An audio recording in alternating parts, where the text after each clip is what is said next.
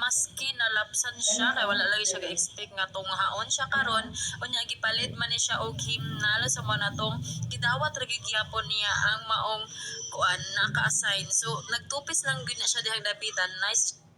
So, dire jud ko ni believe ni Angel, no? Kay maski nalapsan siya, kay wala lagi siya ga-expect nga tunghaon siya karon unya gipalit man ni siya og himnal sa mo natong gidawat ra gyapon niya ang maong kuan naka-assign. So, nagtupis lang gyud na siya dihang dapitan. Nice.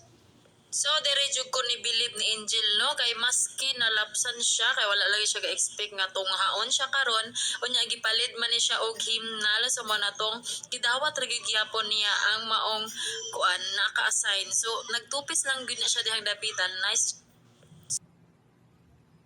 Okay guys. Nganong ang babae wala gitugutan nga mangulo sa simbahan. Mo na reason. Imong nakita diha nga kining babayhana gihimo nga gipang songlid unya gidugo. Diba bastos kung tanaw no? Mo na usa sa mga hinungdan nganong ang babae wala tugutin ni Apostol Pablo nga mutindog diha sa palpit. Sama aning gitawag niya angel karon nga matud pa niya believe kuno kaayo siya ni angel kay gitaryahan kuno nga mangulo og kanta niya gidugo nalapsan mo nang nagkuha nang siya og kanang tapis. So in behalf sa mga lalaki nga naa diha, di ba mahugaw na ang imong utok. Muna usa sa mga gitudlo ni Pablo sa simbahan sa Corinto ug bisan pa sa Efeso sa panahon ni Pastor Timothy nga dili niya tugutan ang mga babae nga mangulo diha sa simbahan. So, as a Baptist preacher, because we know that we are authorized to implement the God's Word. Because the Word of God, the New Testament Bible, 27 books in the New Testament, we know all of writers was baptized to John the Baptist. And we know that the New Testament written for the church only to Jesus Christ. Okay ba ta guys nga ang simbahan Baptist nga maoy kitag gidiligahan sa Ginoo sa pagpanudlo sa saktong doktrina. O unlike sa mga reformers nga nakakupot sila sa Biblia, nahinangop sila mo na nga bisan unsa na lang nga babae himuo nila nga leader sa ilahang panagtigom. Kung atong basahon guys ang 1 Timothy mo na ang reason gani sa karaang tugon ang mga babae dili na sila paduon sa temple kung sila naa sila sa binulan nga hugaw sila mo na nga after 1 week human sila hang dugo ilang binulan nga sakit maghalad sila og kanang pati para malimpyuhan sila kay hugaw sila.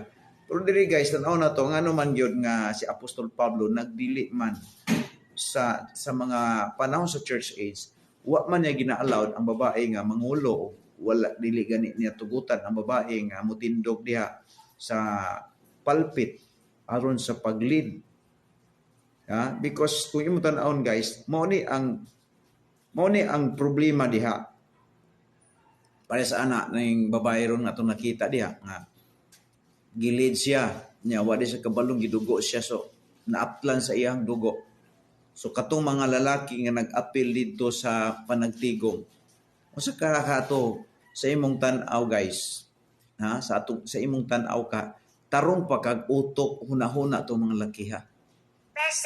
That is a very what we call very wrong kung imong pugson ang Bible sa pinugos nga pamaagi ba nga wa gyud gina-allowed sa Ginoo nga ang babae mo kuan mangulo diha sa pundok sa mga sa Ginoo, no? Now dinhi ta sa 1 Timothy guys. 1 Timothy chapter 1 verse number 1 Timothy 1 Timoteo guys, atong basahon niya. 1 Timoteo kapitulo 1, no? Okay. Kapitulo 2 di ay. Excuse me, kapitulo 2. Nakita na to din nga si Apostol Paul naghatag og guideline ngadto ni Pastor Timothy. Muna siya ang disadvantage. Ang simbahan nga gitugon ni Kristo, musimba ka diha, di ka mahugawan imong utok sa unlike diri nga nakita nato. Yang nahitabo ang babae gidugo, naatlan siya ang binulan nga dugo niya. Padayon gyapon siya, nagtapis-tapis siya diha og sinina siyang likod. O that is hugaw na siya guys. Ang tanan nga nagsimba dito nga lalaki pananglitan, wa na gitus tarong nga espiritu. No, pero kung imong tan-aw ang babae diri nga nag-narrate na believe kuno kay siya.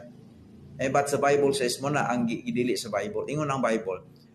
Ingon siya nga, but I suffer not a woman to teach nor to absorb authority over the man, but to be in silent. No, sa pa diha ra gyud sa simbahan mo lingkod. Kung ang babae mo lingkod diha sa lingkuranan, kung gidugo siya dili halata. Unlike kung nagbarog siya, takilid niya, posible nga nalapsan siya, lain na ang utok, instead ang mga tao, concentrate ito sa Ginoo, lahi na ang nahitabo. Muna ang dako nilang sipyat, kay pugso nila ba ang Biblia, nga bisan doon na standard ang Bible. Muna nga ingon ang Bible diha nga, dili gyud ang babae pwedeng mutindog sa tubangan diha sa congregation unya sama ani nahitabo.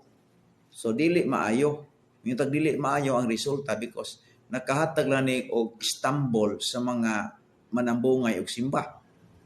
Alima nimo nang naglinyog kanta gidugo, kita nimo diha nga di ba hugaw na sa bali sa under of the law ang babae dili mo simba. May pa ng mga Islam kay mga Islam mga babae nila once nga gimens sila sa ilahang binulan nga sakit, di na sila musimba, puyo sila sa balay.